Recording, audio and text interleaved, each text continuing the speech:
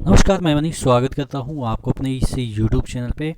दोस्तों, भारतीय डाक की तरफ से दो पोस्ट पे वैकेंसी तकरीबन 40,000 निकले हैं। आपको मैं दिखा दूं, यहाँ पे जो आपका दो वैकेंसी है वो पोस्ट मास्टर की वैकेंसी है और जो डाक सेवक होते हैं उसकी वैकेंसी है। अब टोटल इसमें एलिजिबिलिटी क्या है, किस तरीके से ये इसमें सिलेक्शन होता है, तमाम चीज़ों को हम डिस्कस करेंगे इस वीडियो में। कितना पैसा आपको मिलेगा, क्या क्या रिक्वायरमेंट है, तमाम चीज़ों को हम आपको बताने वाले हैं। चैनल को सब्सक्राइब जरूर कर दीजिएगा। अगर हम वैकेंसी की डिस्ट्रीब्यूशन की बात करें तो तमाम जो स्टेट है, कोई भी बंदा किसी भी स्टेट से भर सकता है, लेकिन दिक्कत ये है कि आपको उसका जो लैंग्वेज है वो आनी चाहिए। जैसे अगर आप आंध्र प्रदेश से भर रहे हैं तो आपको तेलुगु आनी चाहिए, असम से अगर है तो आपको असमीज या असमिया आनी चाहिए, या असम से ही आपके बंगाली या बांग्ला आना चाहिए। तो इस तरीके से आप देखेंगे कि जिस भी स्टेट से आप भर रहे हैं तो वहाँ का लैंग्वेज आपको आना चाहिए। टोटल वैकेंसी यहाँ पे देखिएगा किस तरीके से डिस्ट्रीब्यूट किया गया है। अगर टोटल हम बात करें तो यहाँ पे आपको देखने को मिल जाता है 40,889, यानी कि आप अप्रॉक्स मान के चलो 41,000 वैकेंसी है। अब इसके नोटिफिकेशन पे आ जाते हैं कि जो इसका नोटिफिकेशन है उसके अकॉर्डिंग कब से आप फॉर्म डालेंगे, कैसे फॉर्म डालेंगे और कैसे सिलेक्शन होगा, वो तमाम चीज़ें यहाँ पे दे रखी है। अगर हम रजिस्ट्रेशन की बात करें तो 27/1 से, यानी कि जो फॉर्म है वो आप ऑनलाइन ही भरेंगे।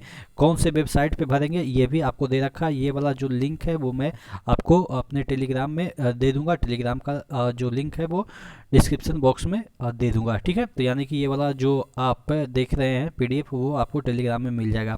फॉर्म भरने का डेट है वो 16/2/2023 तक भर सकते हैं, 27 से, यानी कि आज से। एडिट करेक्शन जो होगा वो 17 से 19 तक, यानी कि यहाँ पे 17, 18, 19 3 दिन दे रखा है करेक्शन। अगर कोई भी दिक्कत होती है तो आपके जो पोस्ट मास्टर होता है, ब्रांच पोस्ट मास्टर बीपीएम का मतलब होता है, वो 12,000 से 29,380 के बीच आपको मिलेगा, ठीक है। तो यानी कि आप एवरेज मान के चलो कि 15 से जो 17 होता है वो स्टार्टिंग आपको मिल जाएगा, ठीक है।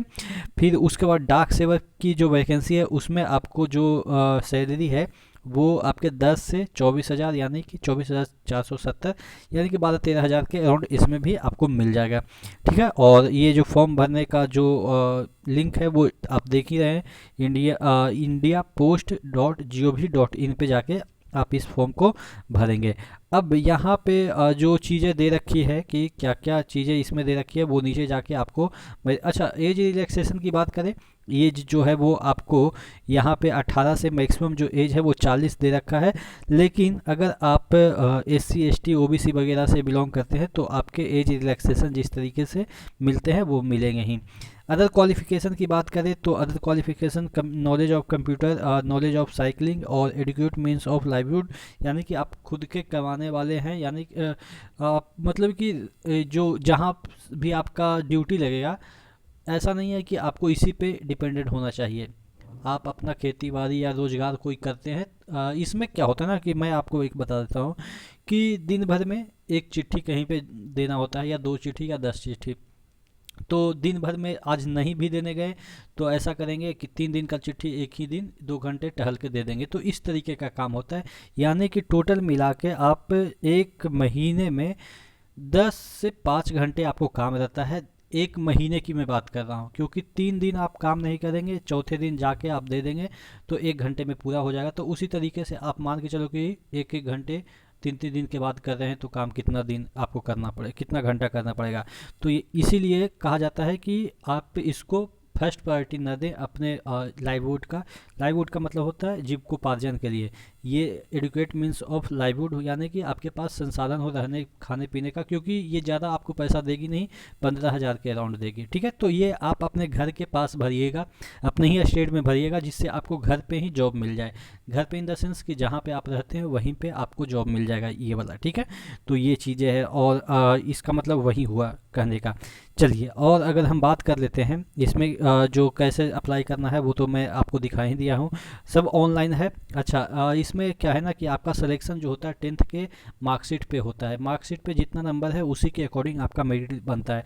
बहुत सारे लोग कहेंगे कि सर अभी तो 10th में ग्रेड सिस्टम आ गया, तो ग्रेड को कैसे मल्टीप्लाई किया जाता है ये सब चीज़ें दे रखा लिखा है यहाँ पे, तो इस तरीके से आपको वहाँ पे भरना है कि ग्रेड कौन सा ग्रेड आपका है, ठीक है ना। तो वो मैटर नहीं है, लेकिन हाँ जिनका हम लोग का क्या है ना कि हम लोग का ग्रेड और मार्क्स दोनों रहता है मार्कशीट पे सीबीएसई का। तो पहले हमारी बात कर रहे थे, अब पता नहीं अब कैसा हो गया है। 2009 में जब मैं पास आउट हुआ था तो ग्रेड और मार्क्स दोनों थे, तो जहाँ पे ग्रेड और मार्क्स दोनों होंगे तो वहाँ पे मार्क्स ही भरना है, ठीक है। और जहाँ पे ग्रेड है वो वहाँ पे ग्रेड ही भरना है, अगर ग्रेड खाली आपके मार्कशीट पे दे रखा है तो।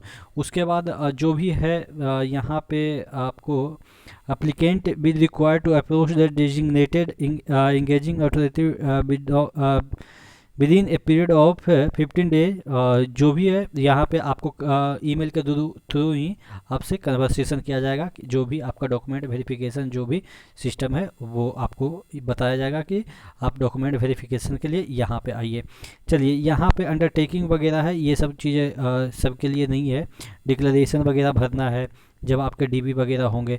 तो टोटल कहने का मतलब ये है, पेमेंट जो है आपके 100 रुपया दे रखे हैं जनरल, ओबीसी और यहाँ पे देखिएगा 100 रुपया is one to be paid by applicant for all post notified in choice of division. However payment fee is exempted for all female candidate. Female candidate को पैसा नहीं लगेगा, SC ST PW को जो है वो पैसा नहीं लगेगा, बाकी लोगों को 100 रुपया यहाँ पे लगने वाली है। और कुछ यहाँ पे स्क्रीनिंग वही मैंने बता दिया। अच्छा, फोटोग्राफ्स वगैरह जो है वो आपको देख के भरना है कि कितना KB से ज़्यादा नहीं होना चाहिए, JPG फॉर्म में होना चाहिए, सिग्नेचर वगैरह, और कुछ तो यहाँ पे खोजा नहीं गया है। आशा करते हैं चीज़ें समझ में आई होगी। फिर भी मन में कोई डाउट है, क्वेरी है तो आप नीचे कमेंट बॉक्स में कमेंट करके ज़रूर बताइएगा, ठीक है। तो नेक्स्ट वीडियो में मिलते हैं, तब तक के लिए जय हिंद।